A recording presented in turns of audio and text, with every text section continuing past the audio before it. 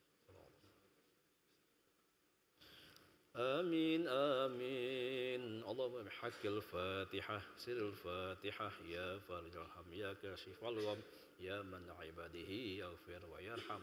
تحصنا بذي العزة والجبروت واعتصمنا برب الملك والملكوت وتوكلنا على حي الذي لا يموت. سبحان هذا البلاء والوباء إنك على كل شيء قدير. دعواهم فيها سبحانك اللهم وتحيتهم فيها سلام وآخر دعواهم أن الحمد لله رب العالمين. صلى الله.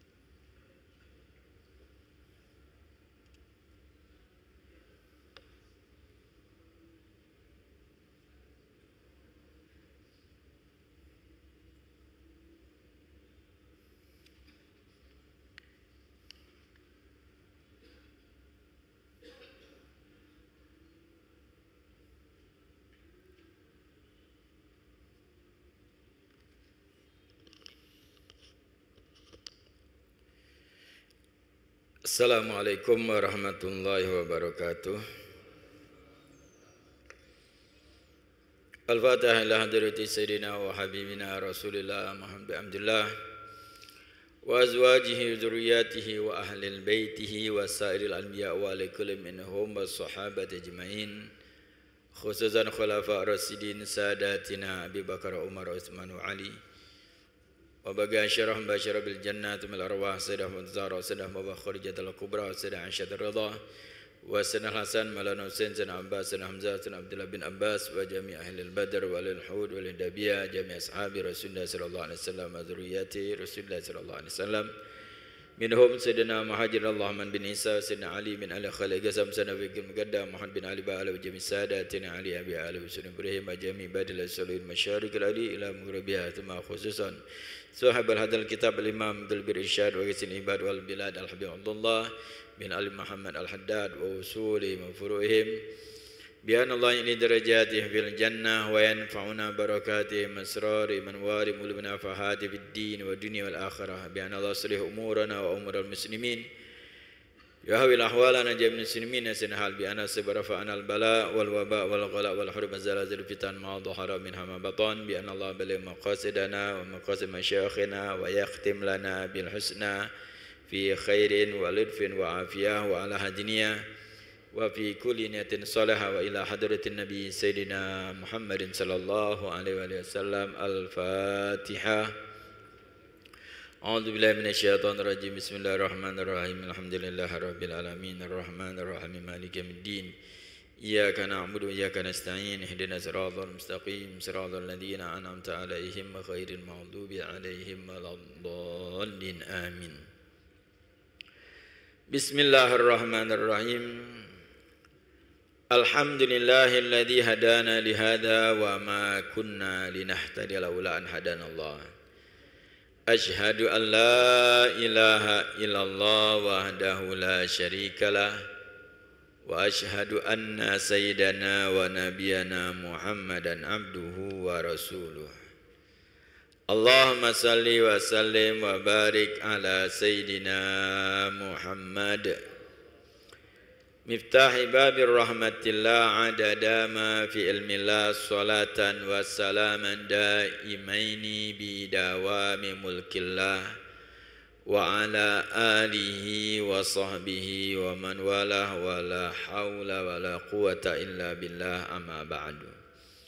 Faqad qala al-Imam Haddad radhiyallahu ta'ala wa arda fi kitab An-Nasaidiniyah wal Salamaniyah ila an qala wa'lam anna rifqa wal lutfa wa mujanibatal ghilzah wal anafa asla kabirin fi qubulil haqq wal inqiyadi lah falaka bidzalika ma'an man amartahu aw nahaitahu an nasahtahu minal muslimin wa ahsin siyasata fi dzalika wa kallimu khaliyan wallin lahu janiban wahfad lahu janahan fa in ribqa ma kana fi syai'in illa zana wa la nuzi'a min syai'in illa syana kama qala alaihi salatu wassalam wa kama qala Allah ta'ala li rasulih fa bima rahmatin min Allah linta lahum wa la kunta fadlan ghalidhal qalbi lan faddu min hawlik.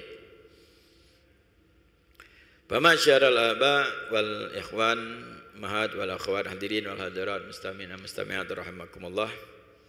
Terlebih dahulu kita bersyukur kepada Allah atas nikmat yang Allah Subhanahu wa taala berikan kepada kita, nikmat yang begitu banyak yang tidak terhingga, terutama nikmat iman, nikmat Islam, kesehatan, kesempatan dan juga nikmat taufik dari Allah.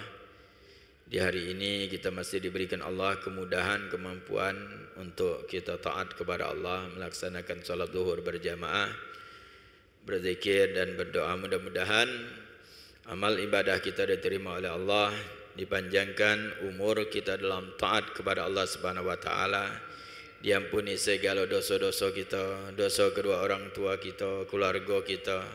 Allah Subhanahu wa taala mudahkan segala urusan kita, baik urusan dunia maupun akhirat. Allah panjangkan umur kita dalam taat kepada Allah, dan Allah berikan kepada kita semua husnul khatimah fi khairin wa lutfin wa afiyah. Amin ya rabbal alamin. Hadirin wal hadirat mustamina mustami'at rahimakumullah. Melanjutkan dalam kitab An-Nasaidiniyah wal Sa'nimaniyah, masih berkenaan bab masalah takwa yang Imam Haddad radhiyallahu taala anhu warḍah menjabarkan begitu luas. Di antaranya bagian takwa, bagaimana hubungan kita sesama umat Islam, yaitu diistilahkan hablum minan nas. Sebagaimana di antara kewajiban kita satu sama lainnya yang diingatkan muallim pada saat kita belajar dulu di sekolah membaca surah Al-Asri. Di situ salah satu hal yang diingatkan oleh muallim kita ini, di samping hubungan kita dan Allah, juga hubungan kita dengan manusia.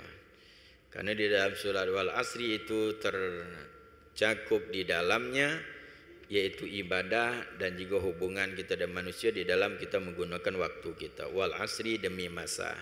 Innal insana lafi khusrin, sesungguhnya manusia dalam kerugian. Rugi di dalam memanfaatkan waktu. Illa, kecuali. Nah, ini pengecualian ini yang harus ada pada diri kita. Illalladzina amanu wa amilus solihati wa tawassaw bil haqqi wa tawassaw bis sabr. 4 kategori tidak termasuk orang yang rugi. Pengecualian istisna dari Allah Subhanahu wa taala, yaitu orang yang beriman, beramal soleh dan saling nasihat menasihati di dalam kebenaran dan saling nasihat menasihati di dalam kesabaran. Disinilah hubungan kita sesama kita, terutama umat Islam, harus punya hal ini. Maka salah satu kewajiban wujud kasih sayang kita kepada sesama umat Islam, saling nasihat menasihati. Ketika kita menyaksikan orang itu bermaksiat, maka harus kita cegah karena kasih sayang kita. Kita tidak akan mampu menyaksikan saudara-saudara kita yang kita sayangi mendapatkan azab Allah. Itu kalau kita sayang. Sama seperti wujudnya adalah dengan anak kita. Makanya kewajiban di dalam hal menyaksikan kemungkaran, Nabi sallallahu alaihi wasallam menyatakan idza ra'aitum munkaran falyughayyirhu, ubah kalau kamu melihat kemungkaran. Jadi menyaksikan saudara kita ada kemungkaran, ubah supaya kemungkaran itu jadi baik, supaya pelaku kemungkaran itu berubah menjadi baik. Nah, di sini Nabi sallallahu alaihi wasallam menyatakan apabila melihat. Makanya kemarin terakhir yang kita bahas di bulan Ramadan itu adalah ketika kita hubungan sesama manusia ini, bukan berarti kita codean atau nak nyingok wong nian mano yang cari-cari nian kemungkaran, tidak, bukan kewajiban kita itu. Ta Imam Madan annahu laisa biwajibin ala ahadin an yab'atha anil munkarat al-masturah. Tidak suatu kewajiban bagi seseorang untuk mencari-cari tahu kemungkaran yang tertutup.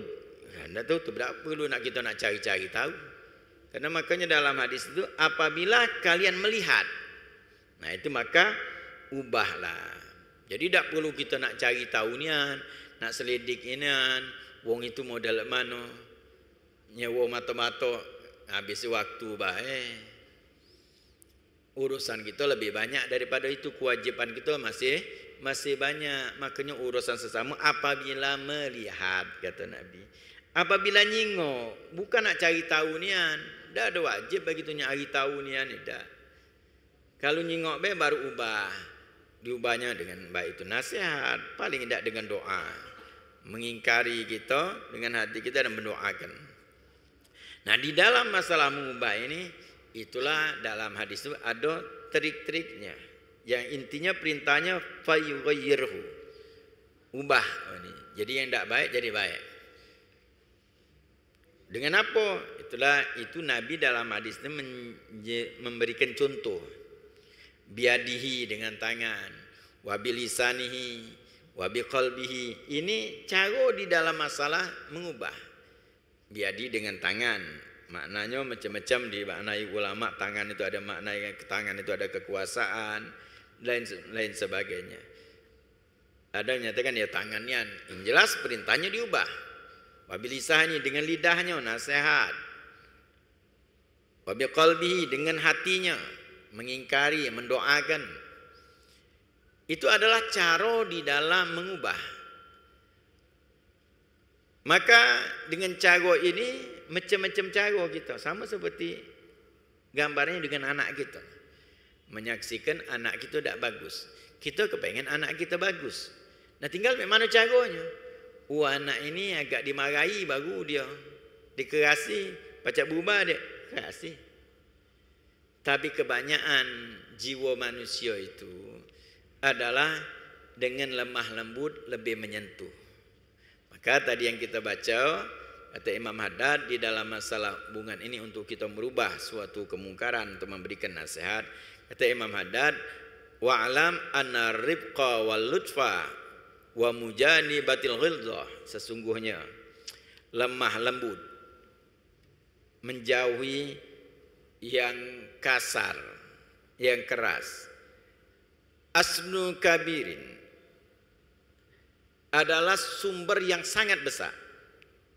Aslun kabir fi qubul haq wal inqiyadin lahu, untuk menerima kebenaran dan menyelamatkan. Lemah lembut itu lebih, karena setiap manusia itu kadang-kadang egonya itu ada. Kadang-kadang niatnya bagus, cara tak bagus tidak diterima. Maka di dalam kitab Qisah min Nawadis Sholihin wa Majalis Samirin menceritakan ada seseorang yang pada saat dia berwudu buka aurat, pahanya kejingoan. Jadi dia duduk, wong ini tadi lagi kainnya pucuknya sampai paha jingoan. Ya itu kan buka aurat. Maka pada situ ada si wong alim berilmu. Tapi cara nak nyampaikan ini salah cara.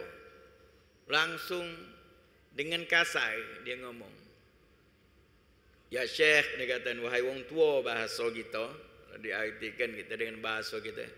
Payu, mangci, lah tua. Tak tahu hukum. Haram muka aurat tu tutup paha tu. Ngomong mai dinyampaikan, tutup paha tu, aurat. Wong tadi ketika ditegur mai itu, yang tadi yang tu mukanya dikit, dia pahanya buka nian gal-galo. Katanya kami biasa mai ini katanya. Bukan malahan nugut, malahan bukanya nian galo. Lagi malahan. Terdiam wong itu. Ada si wong nyingok ini nyaksikan ini. Langsung dalam dipagaknya wong ini tadi. Diajak yang kelakar dulu. Mangcik ni wong mana? Wah, ni wong ini. Oh, Masya Allah. Mangcik ni wong top juga. Wong yang mulia. Bagus. Kalau wong mulia tu berarti mangcik tak sepantasnya. Kalau apa? Bagian tu terbuka macam itu.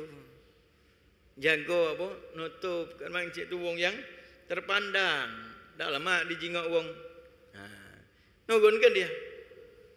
Sama niatnya, sama tahu hukum, tapi ini lemah lembut. Ini menunjukkan lemah lembut lebih diterima. Tujuannya berubah. Sama wong tadi tujuannya wong ini supaya nutup pahanya, nutup aurat, tapi caranya salah. Walaupun dia benar secara hukum. Yang sikoknya mek mano cara ini dia nyari cara, yang penting wong ini nutup. Tidak berbicara mungkin dia masalah hukum, tidak dia ngomongkan haram atau halal, yang penting tujuannya itu. Tujuannya wong ini biar nutup aurat. Nah itu namanya berlemah lembut. Makanya lebih cepat diterima dan lebih bisa menyelamatkan orang itu. Itu kata Imam Haddad. Katakan demikian. Fa'alaika bidzalik, maka bagi kita lakukan hal tersebut. Itu kewajiban kita. Ya, tapi balik-balik hidayah itu dari Allah. Kadang-kadang ada orang yang sudah lemah lembut juga masih bertekak juga. Ya itu tadi hidayah. Yang penting itu ada usaha.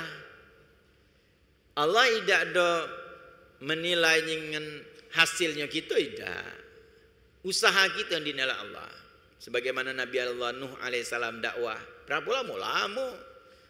Nabi Nuh pengikutnya dikit. Tapi Nabi Nuh termasuk ulul azmi minar rasul. Kenapa? Kesabaran dan usahanya dinilai Allah.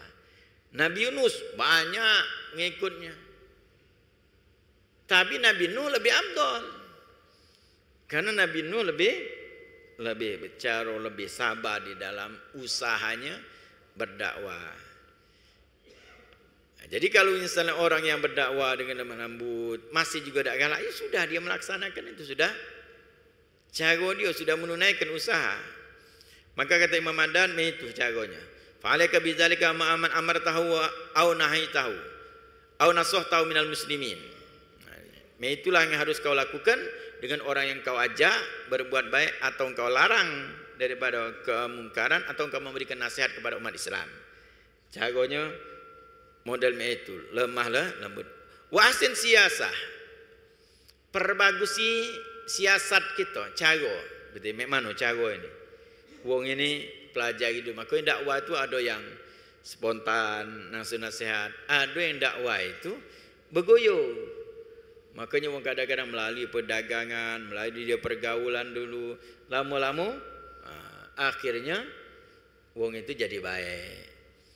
Itu namanya thariqah dakwah, cara berdakwah. Maka kata Imam Ahmad, perbagusi siasat di dalam berdakwah, ngajak wong. Tidak harus misalnya nak ceramah ni, tidak. Berapa banyak orang-orang dahulu dia dakwah, bahkan mungkin dia tidak terkenal dengan keulamaannya, tidak. Dia alim tapi tidak terkenal ulamaannya. Tapi apa? Gawe ngajak wong. Di antara mereka dengan berdagang, atau dia dengan bergaul dan lain. Tapi dia orang yang alim, tidak terkenal dengan ulamanya. Tapi dia orang yang alim ngajak wong dengan cara dia. Dengan cara ngajak. Itu maka lebih bagus. Berdakwah itu, ngajak membuat baik itu tugas kita. Maka seukuran di dunia ini, wong yang ngajak berbuat baik dan wong nyelamatkan di akhirat kaget, di situ juga diberikan Allah Subhanahu kemuliaan, mereka bisa memberikan syafaat. Kenapa orang para syuhada, orang mati syahid itu dapat jatah untuk memberikan syafaat pertolongan? Kenapa para ulama itu diberikan jatah untuk memberikan pertolongan dengan wong? Karena di dunia modal itu dia. Di dunia kepengen nyelamatkan wong. Maka Allah berikan di akhirat jatah untuk menyelamatkan wong lain. Maka itu siasat kita harus bagus di dalam untuk menyelamatkan. Yo, gambaran seperti tadi, kalau misalnya tidak ada panjang-panjang yang tidak luas, kita gambaran seperti dengan anak kita. Dan kita kepengen anak kita bagus segala, cuma sifat-sifat mereka macam-macam. Ini ada wong ini harus tunjuk hadiah. Ubud dulu, ini yang dinasihat lemut, ini yang galak harus dimarahi dikit, supaya tujuannya galau-galaunya baik. Wa kallimu khalian, kalau kita nak nasihat wong, ngomong tempat yang sepi, jangan depan wong. Kalau nasihati, jika wong ajak tempat sepi, itu namanya nasihat. Kalau di tempat wong kami didengar wong lain, itu bukan namanya nasihat, muka kena aib wong. Itu kalau nasihat itu tempat sepi, wong dua baik kelakang juga nasihat. Wal lin lahu janiban wahfid lahu janahan. Itu dengan kita berlemah lembut, tawadhu, jangan kita apa? Ya sombong, ngajak namanya. Bukan memerintahkan, gitu ngajak, payu kita sama-sama ini, payu kita, diajak terus, payu kita solat. Maka kadang-kadang yang kita nasihati, yang kita ajak itu, waktunya lama baru terasa dia. Itu ngajak orang, apalagi ngajak solat berat. Orang yang dia biasa solat berat. Nak langsung kita perintah kepada kita ini, oh jauhnya kita. Mana caranya orang ini solat? Ya mungkin pertama kita tunjukkan kita waktu solat, kita solat. Kayak tunggu dulu kau nak solat. Udah ini kalau diajak langsung, nah itu namanya dakwah. Kaget, minta dia wangi solat, kaget, ajak bergoyo. Cari tahu kenapa dia ni tak ada galak solat. Kemungkinan kadang-kadang dia tak tahu tata cara solat. Hingga pertama nyingok kita solat, baru tahu dia. malu. Apalagi wong yang tidak pernah masuk masjid. Oh, tidak pernah masuk masjid, nak masuk masjid itu pertama kali berat luar biasa. Berat dia nak masuk masjid, terasa baru masuk masjid, cak orang semasjid pengawas dia kalau. Makanya kalau kita ngajak wong yang modal pelan-pelan. Nah itu namanya siasat yang baik modal mana. Payo gewangnya aku dulu dengan gewangnya aku ajak lama-lama masuk masjid, ajak dampingnya dulu masjid solat dulu tahiyatul masjid 2 rakaat baik. Ya mungkin dia melok juga kan kita. Lama-lama nah dia kepengen nak belajar solatnya benar. Itu namanya bergoyong di dalam kita berdakwah. Harus itu jiwa itu. Kalau tidak kita niamkan tanpa kita ada tujuan untuk ngajak dia akan nuntut kita di hari kiamat. Itu yang kawan-kawan kita yang kita kenal. Kalau tidak kita ada jiwa dakwah, dia akan menuntut kita. Ngapa kau tidak ngajak aku? Ngapa kau tidak negur aku? Ngapa kau tidak nunjuk tahu aku? Itu akan di hari kiamat ada tuntutan. Makanya setiap kita pergaulan kita harus ada niat untuk kita berdakwah dan berusaha. Maka orang yang lemah lembut itu kata Imam Madad, fa inna ribqa maka nabi syai'in ila zanahu wala nuzi'a min syai'in ila sya'na. Ada lemah lembut itu masuk kepada sesuatu, dia akan menghiasi sesuatu tersebut. Dakwah lemah lembut akan hiasi. Bergaul kita dengan lembut, pergaulan kita terhiasi. Tapi kalau tidak kata lemah lembut kasar, yang kan nak dakwah bergaul biasa, malas orang sudah nak berkawan dengan kita, tidak bagus, tidak menyenangkan. Kalau ada orang yang kasar, tidak lemah lembut, bergaul tidak lemah. Ada lagi orang duduk kelakar, biasa. Fleksibel simple. Ada orang yang dikit-dikit nak marah tu datang, lesu langsung berkumpulan itu. Nak ngomong kaget orang ini tersinggung. Habis nak marah terus. Berubah langsung suasana. Itu juga merusak. Orang-orang yang keras, yang kasar itu merusak suasana. Tapi kalau yang dia lemah lembut, segala tempat lemah, nyaman, wong senang dengan dia. Nah, itu makanya lemah lembut itu menghiasi pergaulan, menghiasi suasana. Tapi kalau yang kasar itu merusak. Nah, apalagi di dalam masalah itu berdakwah, ngajak wong berbuat baik. Itu yang sebagaimana yang disabdakan Nabi sallallahu alaihi wasallam. Juga Allah Subhanahu wa taala bersabda kepada Nabi sallallahu alaihi wasallam. Yang Allah berikan pendidikan kepada Nabi di dalam masalah dakwah, ditunjuk tahu caranya oleh Allah Subhanahu wa taala. Apa kata Allah Subhanahu wa taala? Fabima rahmatin minallahi lintalahum. Dengan kasih sayang Allah Subhanahu wa taala berlemah lembutlah dengan mereka. Maka Nabi sallallahu alaihi wasallam 13 tahun berdakwah dengan lemah lembut di Mekah ini. Masalah izin peperangan itu setelah hijrahnya Nabi Muhammad sallallahu alaihi wasallam. Di tahun kedua setelah hijrah. Itu juga Nabi sallallahu alaihi wasallam dalam peperangan masih menunjukkan lemah lembut. Nabi tidak banyak membunuh, tidak. Sikok cuma yang dibunuh Nabi dalam peperangan. Itu juga lecet dikit wong itu. Mati ketakutan.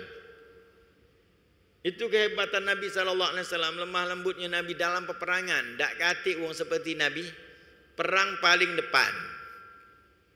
Ditargetkan wong seluruh wong untuk membunuh. Target utama Nabi sallallahu alaihi wasallam, paling depan Nabi. Tapi Nabi tidak membunuh. Hebat tak kasih sayang Nabi sallallahu alaihi wasallam. Tak kati wong seperti Nabi. Siapa yang berperang itu pasti bunuh wong tulah dia. Ini perang bukan zaman ini hari, perang makai pedang ngadep ini kan, perang fisik. Paling depan Nabi sallallahu alaihi wasallam. Tengok dalam sejarah, berapa banyak dibunuh Nabi. Mensikok itu juga dia nak membunuh Nabi, Nabi ngalah, kena lecet dikit be. Jadi kan kita fikir, tapi kok Nabi membunuh? Ini orang paling celaka ni. Dia bunuh Nabi sallallahu alaihi wasallam. Kalau baca maafkan Nabi. Ada seorang yang sudah nak bunuh Nabi, Nabi nguling. Itu juga tawakal Nabi sallallahu alaihi wasallam. Tapi juga di sini juga kasih sayang Nabi, lemah lembutnya Nabi. Wahai sudah angkat anak muda Nabi, siapa yang menyelamatkan kau wahai Muhammad dari pedang aku? Tenang Nabi.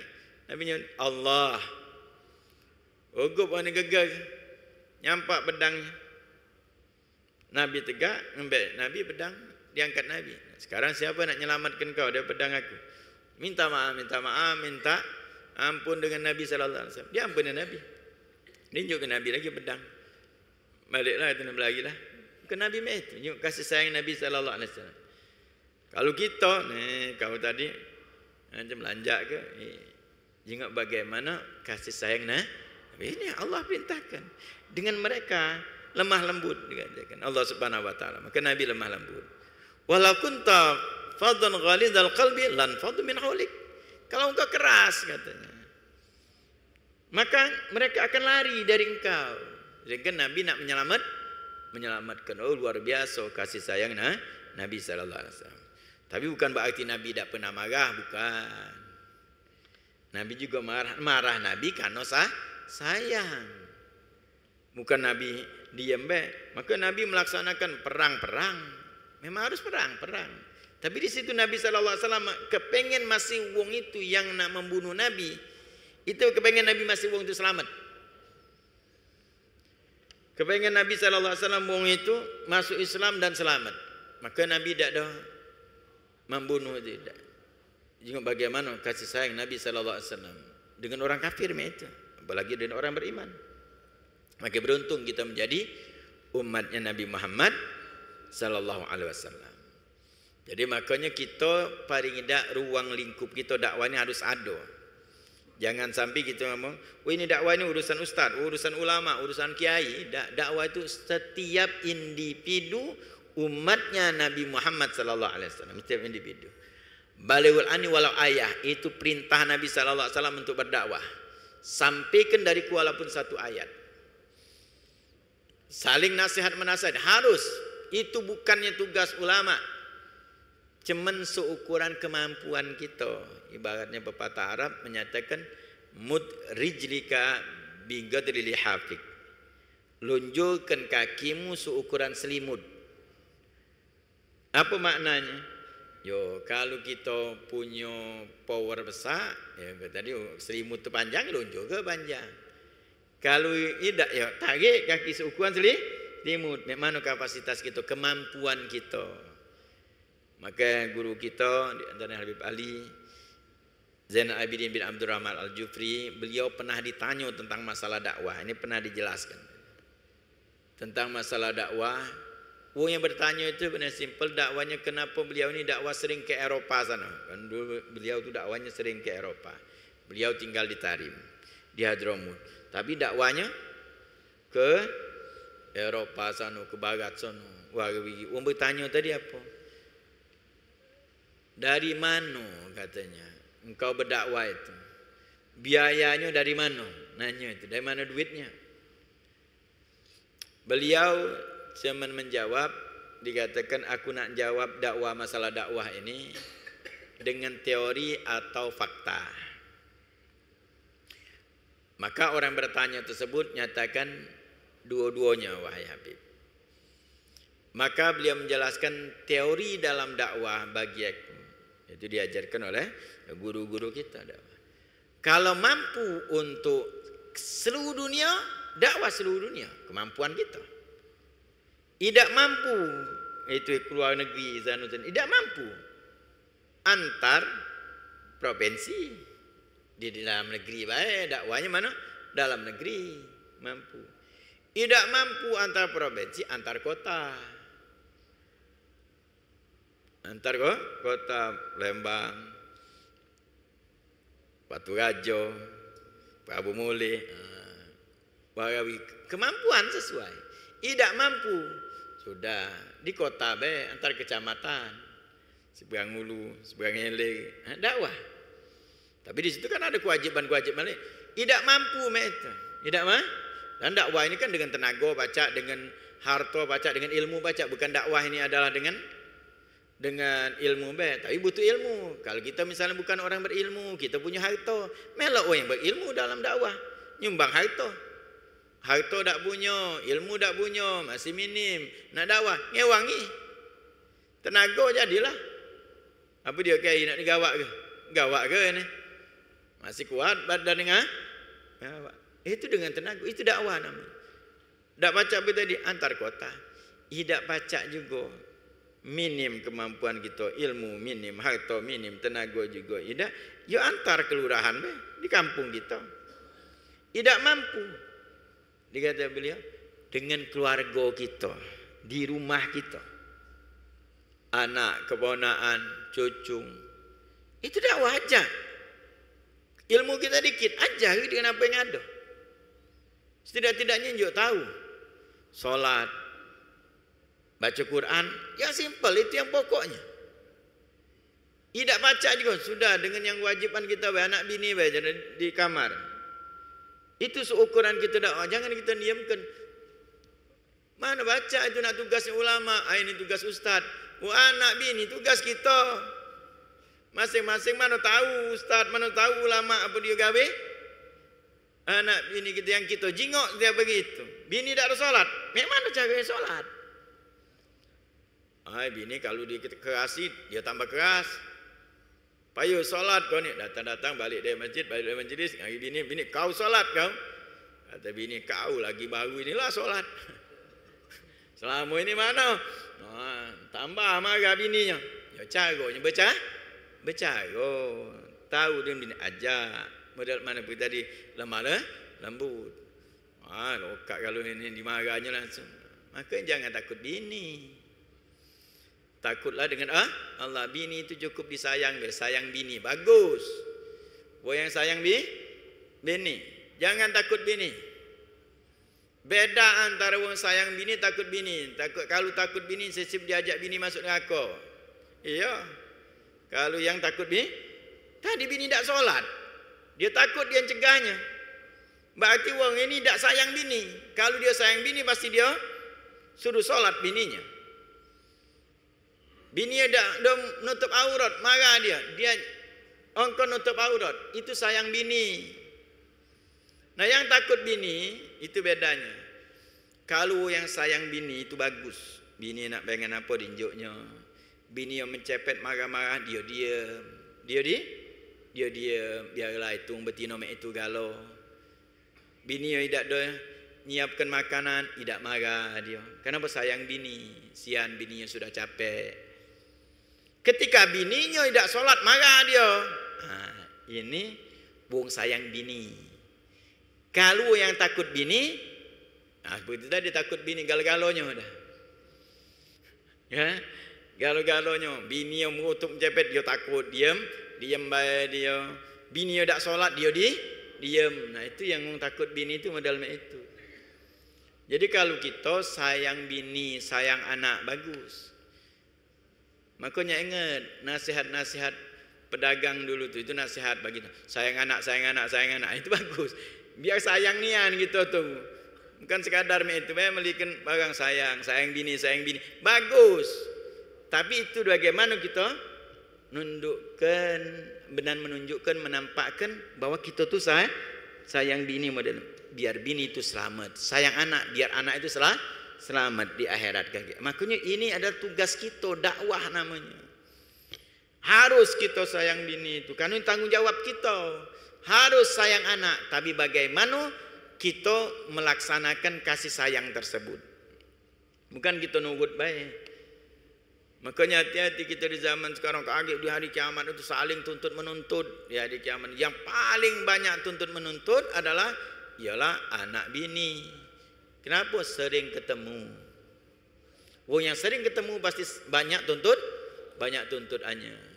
Maka jangan sampai kita yang takut bini tadi, itu beda. Takut bini tadi, dialah sago, di dunia lah sago.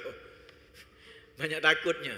Itulah kadang kita kelakar tu yang tidak takut dengan Allah itu banyak takut dengan yang lainnya. Dari kecil takut dengan orang tua, sekolah takut dengan guru, sekolah takut dan guru.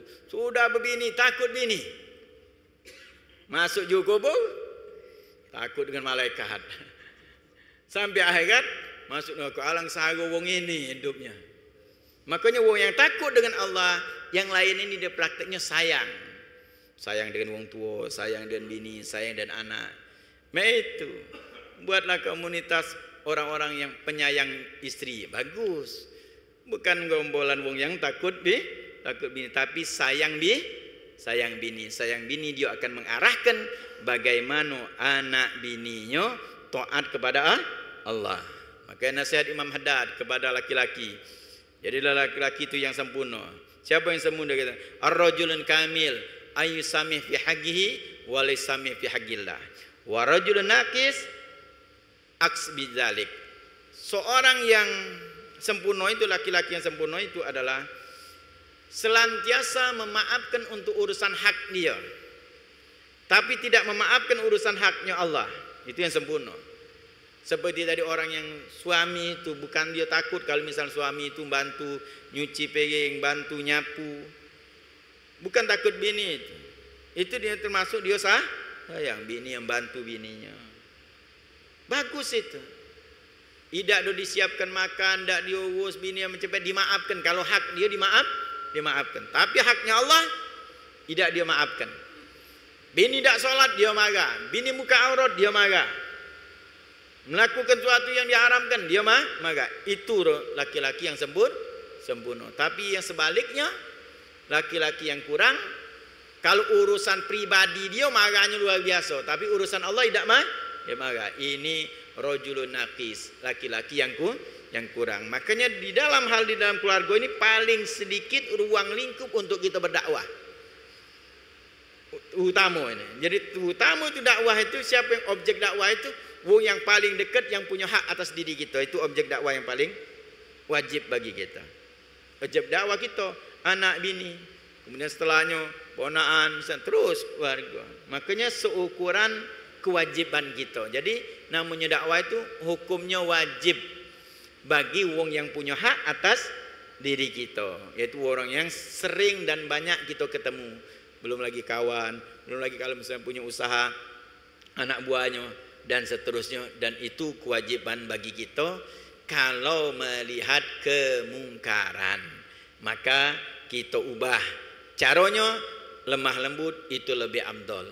Mudah-mudahan Allah Subhanahu wa taala berikan kita kemampuan, kekuatan, kemudahan untuk kita berdakwah, ngajak orang berbuat baik, mencegah kemungkaran, baik pada pribadi kita, keluarga kita, dan orang-orang yang kita kenal, orang-orang yang pernah kita temui, kita tahu, kita kenal, hingga di hari kiamat tidak ada tuntutan kita di dalam hak-hak manusia, dan Allah Subhanahu wa taala memberikan pengampunan kepada kita hingga kita mendapatkan surganya Allah Subhanahu wa taala. Allahumma inna nas'aluka al-'afwa wal 'afiyal mu'afata daimah fid din wa dunya wal akhirah. Allahumma a'inna bil ilm wa zaina bil halim wa akrimna bit taqwa jamilna bil afiyah wa hagina bit taqal istiqamah wa a'idna min mujibatin nadama innaka samidua. Allahumma rizqna ilma laduni masyrafa sabilhani wa habjawani wa sallallahu ala sayyidina Muhammadin nabiyil ummi wa ala alihi wasallam. Walhamdulillahirabbil alamin. Assalamualaikum warahmatullahi wabarakatuh.